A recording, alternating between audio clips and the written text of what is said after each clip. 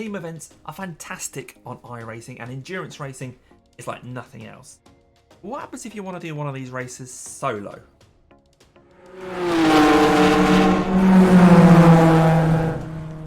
Hello everyone, welcome back to the 4X Annex for another video.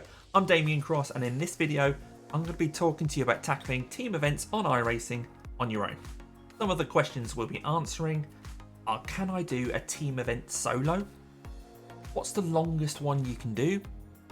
And what happens if you break the rules about driving solo? I've been on iRacing for a while now and done many team endurance events.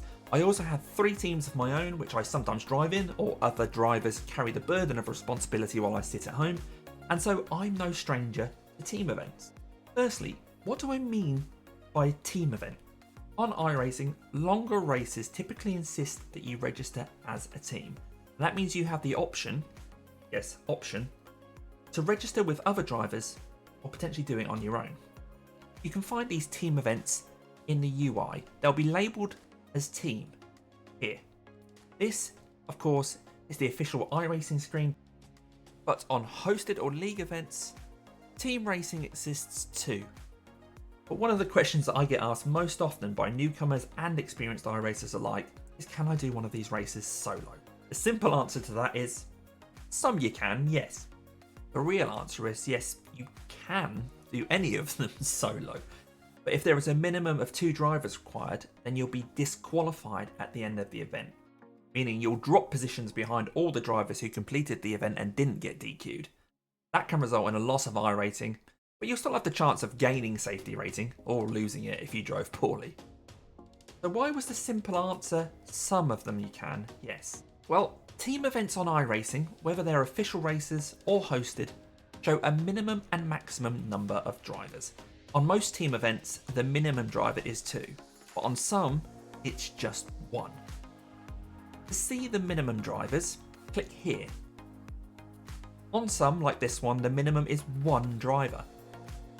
You'll still need to register for the event as a team, but you are okay to register 1 single driver and you won't be disqualified at the end.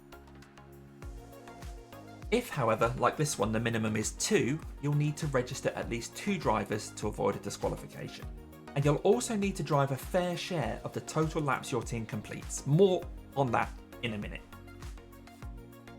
So now we know we can look for team events that let you go solo. Which one is the longest one? Well, each year, and for the last few years, iRacing has held a Nürburgring Endurance Championship season, with 5 different classes of car to choose from and 4-hour team events, which can be run solo. As well as that, there's 1 round of the championship each year, which is 6 hours long and is still an option to run solo. Hosted events could be even longer, but for official racing, this is as long as you can go. So let's look at that a bit more. If an event has a minimum number of drivers greater than 1, you need to do your fair share of driving. Otherwise, highly rated drivers could simply register a load of low rated drivers too, bringing the strength of the team down in terms of I rating, and then absolutely dominate a lower split by just doing all the driving. For that reason, if you register drivers, they must each do their fair share of driving for the team. Otherwise, it'll be disqualified. So what's fair share? Well, the fair share is based on the number of laps, and each registered driver needs to complete at least 1/4 of an equal share of the laps complete. So in simple terms, if you register 2 drivers, each driver needs to complete at least 1/4 of their half of the lap, i.e. 1/8 of the total laps. But if the team completes 80 laps, each driver's half of that would be 40. If you do a quarter, that's 10 laps minimum for your fair share. Another example of that is here. You can find the link to this document in the description for this video. So how do you register for a team event solo? With team events, the registration process is slightly different, even if you are going it alone. You need to register the team first and then declare your drivers. If you're not part of a team, don't worry, you'll still have a team named after you. Now, once the team is registered, you select the drivers.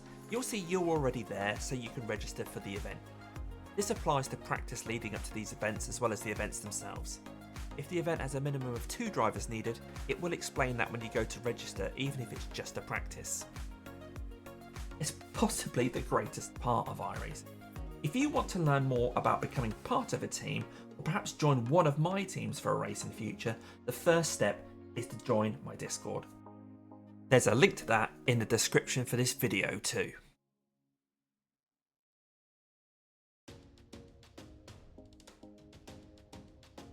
But hopefully that's answered your question about whether you can run an endurance team event solo.